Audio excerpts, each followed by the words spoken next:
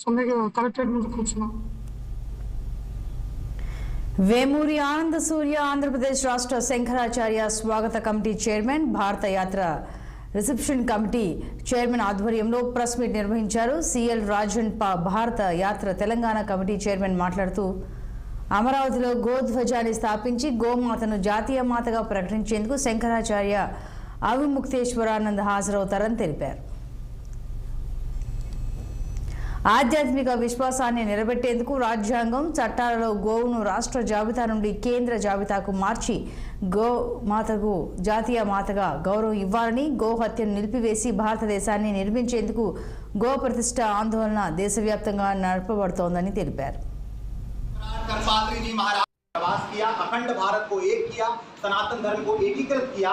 उसके बाद हमें इतिहास में हमारे जगत गुरु शंकराचार्य पूज्य अभिमुक्तेश्वरानंद जी महाराज शंकराचार्य दिखाई देते हैं।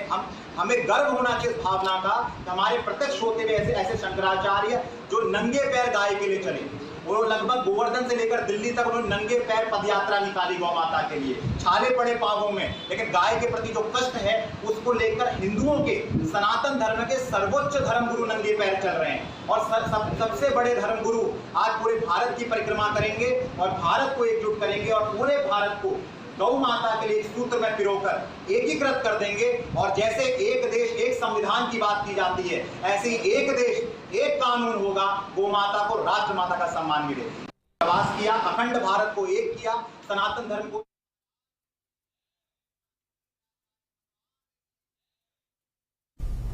స్వాతంత్ర్యం పొందినప్పటి నుండి గోమాత గౌరవం రక్షణ కోసం నిరంతరం ప్రయత్నాలు జరుగుతున్నాయని, ఇందులో 1966లో ధర్మ సమ్రాట్ యతిచక్ర చూడమని పూజ్య కరపాత్రిజీ మహారాజ్జీ నాయకత్వంలో జరిగిన ప్రసిద్ధ గౌరక ఆందోళన ఉందని, ఆ సమయంలో వేలాది గోభక్తులు తమ ప్రాణాలను అర్పించారని తెలిపారు.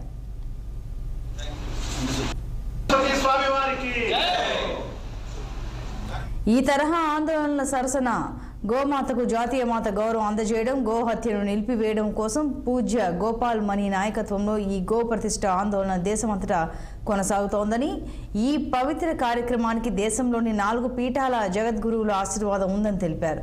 గో ప్రతిష్ఠ ఆందోళనను మరింత ముందుకు తీసుకెళ్లేందుకు పూజ్య శంకరాచార్య అవిముక్తేశ్వరానంద్ 14 మార్చి నుండి 28 మార్చి 2024 వరకు గోవర్ధన్ నుండి ఢిల్లీ వరకు పాదయాత్ర చేశారని వేమూరి ఆనంద సూర్య తెలిపారు.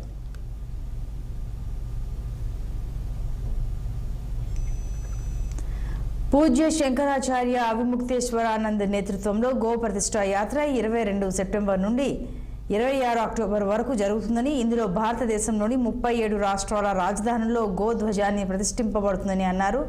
ఆంధ్రప్రదేశ్ రాజధాని అమరావతిలో పూజ్య శంకరాచార్య అవిముక్తేశ్వరానంద అక్టోబర్ 10, 2024లో మధ్యాహ్నం 12 గంటల నుండి 3 గంటల వరకు గో ధ్వజాన్ని ప్రతిష్ఠించి గో మహాసభను ఉద్దేశించి ప్రసంగిస్తారని వేదిక త్వరలో తెలియజేస్తామని అన్నారు.